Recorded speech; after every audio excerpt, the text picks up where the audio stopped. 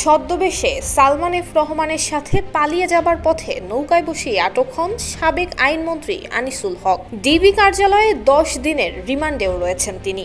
তবে রিমান্ডের তৃতীয় দিনেও জিজ্ঞাসাবাদে কোনো প্রশ্নের উত্তর দেননি আনিসুল হক। প্রশ্ন করা হলে শুধুই হেসেছেন। রিমান্ডে গিয়ে সব প্রশ্নের বিপরীতে তার এই রহস্যজনক হাসি কেন, এ নিয়ে উঠেছে নানান প্রশ্ন।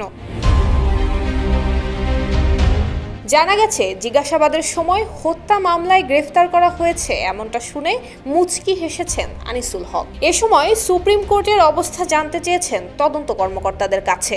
কারা নতুন করে বিচারক হিসেবে নিয়োগ পেলেন সে বিষয়েও জানতে চান আনিসুল হক। জিজ্ঞাসাবাদে একেবারেই স্বাভাবিক ছিলেন তিনি। পুলিশের কোনো প্রশ্নের উত্তরই দেননি সাবেক এই আইনমন্ত্রী। ডিএমপি নিউ মার্কেট থানায় দায়ের হওয়া হকার শাহজাহান আলী হত্যা মামলায় গত মঙ্গলবার গ্রেফতার করা হয় সালমান এফ রহমান এবং আনিসুল হককে। বুধবার তাদের আদালতে হাজির করে 10 দিনের রিমান্ডে নেয় পুলিশ। তবে যে মামলায় তারা রিমান্ডে আছেন ওই মামলায় কোনো আসামির নাম নেই। তবে অজ্ঞাতনামা হিসেবে বিএনপি এবং জামায়াত শিবির নেতাকর্মীকে আসামি করা হয়েছিল। তাদের ইন্ধনে দোকান কর্মচারী শাহজাহান আলীকে হত্যা করা হয়েছে এমন অভিযোগে গ্রেফতার করা হলেও সার্বিক বিষয় নিয়ে দফায় দফায় চলছে জিজ্ঞাসাবাদ।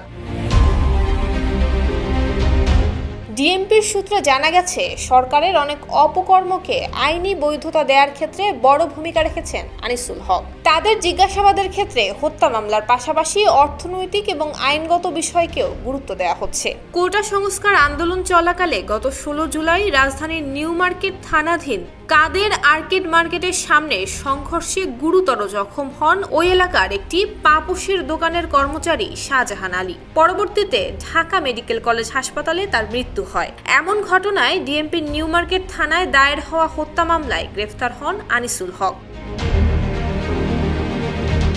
ছাত্র জনতার বিক্ষোভের মুখে আওয়ামী লীগ সরকারের পতনের পর নৌপথে পালানোর সময় গত মঙ্গলবার রাজধানীর সদরঘাট এলাকা থেকে গ্রেফতার করা হয় আনিসুল হককে।